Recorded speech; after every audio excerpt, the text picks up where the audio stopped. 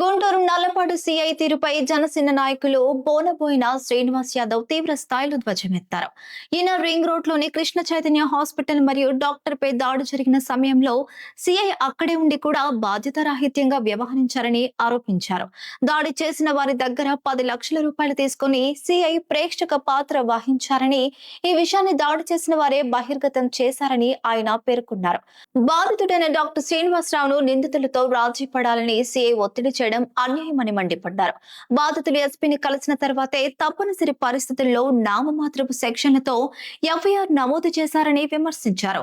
Nallapadu station ను కేవలం డబ్బు సంపాదించే కేంద్రంగా మార్చుకున్నారని, అల్లర్లు సృష్టించే వారికి సీఐ కొమ్ము కాస్తున్నారని ఆరోపించారు.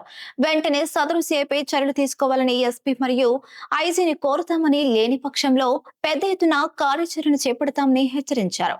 అవినీతికి తావు లేకుండా చట్ట ప్రకారం పోలీసులు వ్యవహరించాలని ఆయన స్పష్టం చేశారు.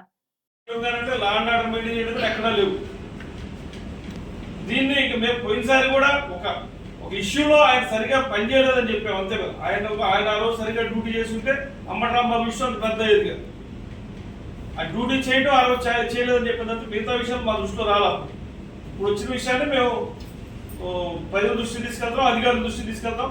ఎస్పీ గారిని కూడా కలిసారు. కలిసిన తర్వాత ఎఫ్ఐఆర్ కట్టారు. నైట్ ఎప్పుడో మిడ్ నైట్ ఇద్దరు అప్పచేస్తే వాళ్ళని పంపించారు. ఎస్పీ గారిని కలిసిన తర్వాత ఎఫ్ఐఆర్ కట్ట ఎవరో సబ్ ఇన్స్పెక్టర్ ఎవరో వాసు అంట, ఆయన వచ్చి చూసారో ఎఫ్ఐఆర్ కట్ట ఒక ఎఫ్ఐఆర్ పంపించరు. నేను వచ్చేదో ఎంక్వైరీ చేసి అంటే జరిగినటువంటి వాతావరణంలో కేసు వివరాలు వేరు, ఆయన కట్టినటువంటి సెక్షన్లు కూడా వేరు. అది కూడా చూసాం మేము, మా లాయర్ గారు కూడా చూసారు. సెక్షన్లు కూడా సరైనటువంటి సెక్షన్ వేయట్లా. మరి ఎందుకు జరుగుతూ ఉంది ఆయన, మరి ఎందుకు చేస్తా ఉన్నాడు అక్కడ? చాలా పెద్ద స్టేషన్ అది. కేవలం డబ్బు సంపాదించుకోవడానికి ఉన్నట్టుంది ఎస్సీఐ ఇక్కడ. ఇదే తప్పితే ఎవరు కూడా న్యాయం చేసినట్లేవు. ఇంకేమంటే బెదిరింపులు చేస్తున్నట్టు కూడా ఈ మధ్య చెప్తా ఉన్నారు కొంతమంది. ఏది, నేను మొన్న అంబటరాంబాబు విషయంలో మాట్లాడుతున్న సీఐ గురించి కొన్ని మా దృష్టికి వచ్చింది. ఆ విషయాన్ని ఈరోజు ఎస్పీ గారు కూడా డిఐజీ గారు కూడా డాక్టర్ గారు తీసుకెళ్ళి కలుపుతాం. లేదు వాళ్ళకి ఏదైనా రావాలంటే డాక్టర్ గారితో మేమే ఆ కమిట్మెంట్ ఇప్పిస్తాం. మేము సివిల్ సెటిల్మెంట్ చేయడానికి ఏం లేవు. నిజంగా న్యాయంగా జరగాల్సిందంటే న్యాయంగా జరిగేటట్టు కూడా మేము మాట్లాడతాం. కంప్లైంట్ చేస్తే మరుసటి రోజు ఎస్పీ గారికి కంప్లైంట్ చేసిందా కూడా వీళ్ళు ఎఫ్ఐఆర్ కట్టలేదు. ఆ వచ్చినటువంటి వాళ్ళు ఒకటే చెప్తా ఉన్నారంట, సిఐ గారికి మనం 10 లక్షల రూపాయలు ఇచ్చా ఇబ్బంది లేదు, మన ఇష్టం వచ్చినట్టు చేసుకోవచ్చు అని చెప్తా ఉంటాం.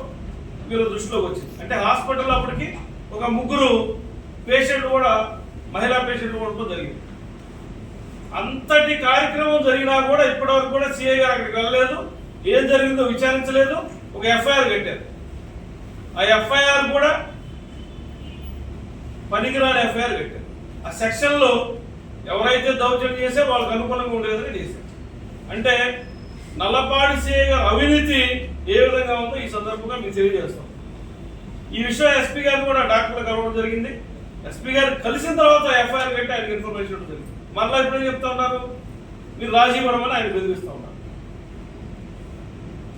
కాబట్టి ప్రభుత్వ అధికారులు ఎవరైతే ఎస్పీ గారు డిఐజీ గారికి మేము కోరుతూ ఉన్నాం, ఈ ప్రాంతంలో చాలా పెద్ద ప్రాంతం ఇది. ఈ ప్రాంతంలో జరిగిన అల్లర్లన్నిటికీ కూడా మీరు కొమ్ము కాస్తా ఉన్నారు. ఎవరైతే డబ్బు ఇచ్చారో వారి వైపున ఉండడం తప్పితే న్యాయం చేయడం ఈ సీఐ వాళ్ళకి కావట్లేదు. మేము అదే చెప్తా ఉన్నాం, ఈయన అవినీతిని భరించలేకపోతా ఉన్నారు ప్రజలు. దౌర్జన్య పరులకి కొమ్ము కాస్తా ఉన్నాడు. కాబట్టి ఈయనపై తగు చర్యలు తీసుకోవాలని చెప్తా ఉన్నాం. మీకు ఇప్పుడే డాక్టర్ గారు కూడా పిలిచి ఏం జరిగిందో మీకు వివరించే ఏర్పాటు కూడా చేస్తాం. ఆయన పడుతున్నాం.